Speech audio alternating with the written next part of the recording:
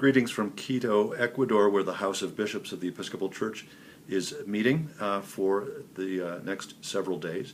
We've been together for a couple of days now, and in addition to worship and presentations about the business of the church, including the situation here in the Diocese of Ecuador Central, which has gone through some terrible conflict, and part of our presence here is to help mediate through that conflict and demonstrate our support for the church here.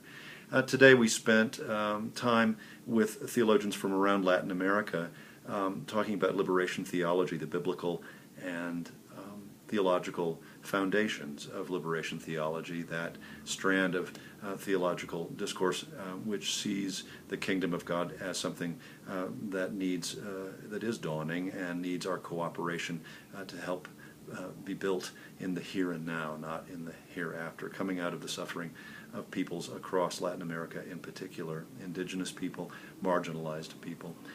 You can read the report on Episcopal News Service, daily report of our meeting, but I wanted to share with you a little story today that happened at my small group table during Bible study. Peter Price is the Bishop of Bath and Wells and is here as an observer on behalf of the Archbishop of Canterbury, working on building our relationships together. And he told a story about encountering a pool of water, very pure water, on a visit, as it happened to in Spain. And this pool had a poster by the side that said, "The purity of this water depends on water having filtered through the rock, the surrounding rock. It took 2,000 years or more for the water that currently is in the pool to be filtered through this rock." And Bishop Price said that for him that was an image of the Christian tradition itself, that the message of Jesus has taken millennia to filter through the rock of human experience. I think that's one of the things we're encountering here in Ecuador that's caused me to think about our own experience in the United States and in the Diocese of Chicago, how the message of Jesus filters through the concreteness of our human experience. We live and move and have our being in very different places in this world. We have our own challenges, we have our own battles to fight, we have our own worries, we have our own joys, and somehow the gospel of Jesus infiltrates through all of that human experience and becomes distilled in our lives and in the life of the church as good news.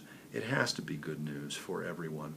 There is a preferential option, I believe, that God has for the marginalized, the poor.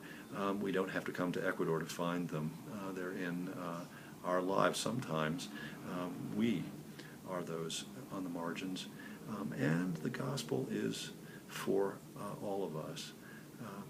When we least perhaps expect to find it in the margins, around the edges, certainly in those we live with who are poor or discriminated against, or who find themselves in any way on the outside looking in. It is good news for them first, and through them for us all. I look forward to sharing with you more reflections from the House of Bishops, but for now, know that you are in my prayers as always.